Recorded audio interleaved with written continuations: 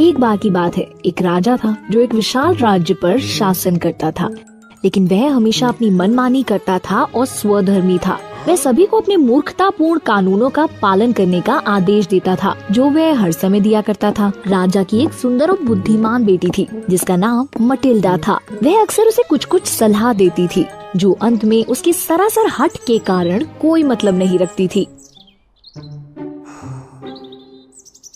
फिर से आलू? हे भगवान, मुझे आलू से नफरत है।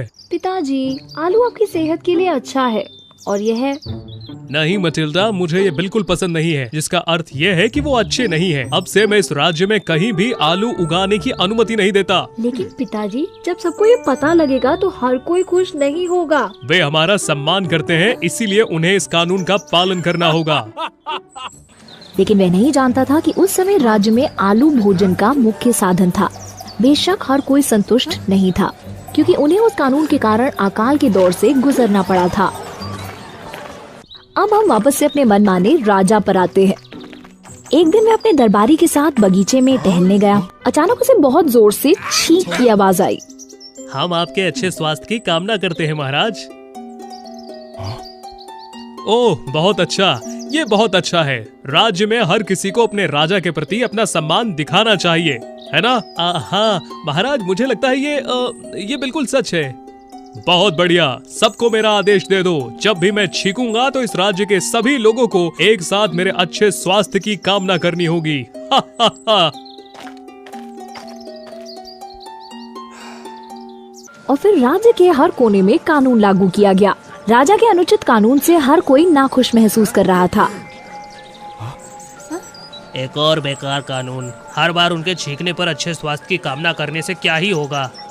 सिपाही पहरा दे रहे हैं, ऐसे बात करना बंद करो, नहीं तो तुम्हें दंडित किया जाएगा। बेहतर यही होगा कि हम उनकी बात सुनते हैं।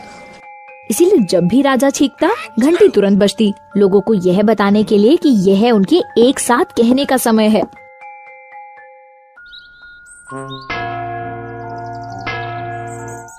हम आपके अच्छे स्वास्थ्य की कामना करते हैं महाराज। एक गरीब लेकिन एक बुद्धिमान लड़का था, जिसका नाम फ्रेडी था। एक दिन जब वह सड़क पर चल रहा था, फिर से एक घंटी जोर से बजी। हम आपके अच्छे स्वास्थ्य की कामना करते हैं महाराज। ये नियम कितना अनुचित है। किसी भी तरह से गरीब अपने पूरे जीवन में राजा को नहीं देख सकते हैं, तो हर बार उनके छींकने पर हम उनके अच्छे स्वास्थ्य की कामना क्यों करें? फ्रेडी बगैर इच्छा से चिल्लाते हुए लोगों के पास चुपचाप खड़ा था। दुर्भाग्य से उस समय एक सिपाही वहाँ से गुजर रहा था। तुमने राजा के आदेशों की अवज्ञा करने की हिम्मत कैसे करी? जल्दी से उनके लिए कामना करो, नहीं तो मैं तुम्हें महल ले जाऊंगा। नहीं, ऐसा करने का मेरा कोई कर्तव्य नहीं है। तुम जो करना चाहो कर लो।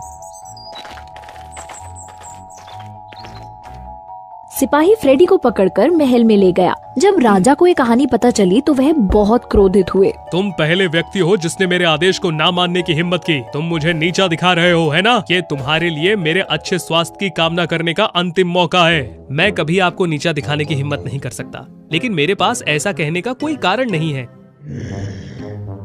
सिपाही, इसे सजा देने के लिए ले जाओ। एक सेकंड के लिए रुकिए पिताजी, आप ऐसा नहीं कर सकते हैं। क्यों? यदि आप इसे सजा देते हैं तो हर कोई जान जाएगा कि आप एक गरीब लड़के को मना भी नहीं कर सकते। इस कारण से कई लोग आपके खिलाफ हो जाएंगे और आपके गौरव पर असर पड़ेगा। शायद तुम ठीक कह रही हो। फिर मेरे लिए तुम इसे मनाओ। फ्रेडी, आपने राजा की बात क्यों नहीं सुनी? राजकुमारी, मुझे ये नियम बहुत ही बेहुदा लगता है। मैंने राजा को छींकते हुए पहले कभी देखा भी नहीं है। फ्रेडी जैसे समझदार और बहादुर व्यक्ति को सही के लिए लड़ने की हिम्मत करते हुए देखकर मटिल्डा चकित हो गई। अचानक उसे छींक आ गई और फ्रेडी ने विनम्रता से उसे कहा, मैं आपके अच्छे स्वास्थ्य की कामना करता हूँ राजकुमारी। क्या तुम मेरी बेटी के लिए कह सकते हो, लेकिन मेरे लिए ऐसा नहीं कह सकते हो? ठीक है, अगर तुम मेरे लिए अभी कामना करते हो तो मैं तुम्हें सोने से बना एक महल प्रदान करूंगा और फिर तुम अमीर हो जाओगे। ये कैसा रहेगा? महाराज, आप मेरा विचार नहीं बदल सकते। मैं ये बेकार की बात नहीं करूंगा। सिपाहियों, इस बदतमीज लड़के को एक रात के लिए भालू की गुफा में ले जाओ। राजा के आदेश का तुरंत पालन किया गया, क्योंकि सफेद भालू कई दिनों से भूखा था। इसीलिए वह फ्रेडी को जमकर घूर रहा था। फ्रेडी ने जल्दी से मांस का एक टुकड़ा लिया जिसमें नींद की गोलियां मिली हुई थी, जिसे वह भेड़ियों से लड़ने के लिए अक्सर अपने साथ रखता जब वह भेड़ों को चराने के लिए जाता था। फिर उसने उसे भालू की ओर फेंक दिया। भालू ने मांस का टुकड़ा ले लिया और उसे स्वादिष्ट रूप से खाया। फिर इससे पहले कि वह फ्रेडी पर हमला कर सके, वह तुरंत पूरी रात के लिए सो गया। अगले दिन जब सिपाही जांच करने के लिए वहां आए तो वे फ्रेडी को बिना किसी चोट के सोए हुए सफेद भालू के पास में बैठे देखकर वास्तव में चौंक गए। जब सिपाही उसे वापस ले आए तो राजा बहुत हैरान था, लेकिन राजकुमारी मटिल्डा बहुत खुश थी। तो तुम डर गए है ना? क्या अब तुम मुझे कामना देने के लिए तैयार हो?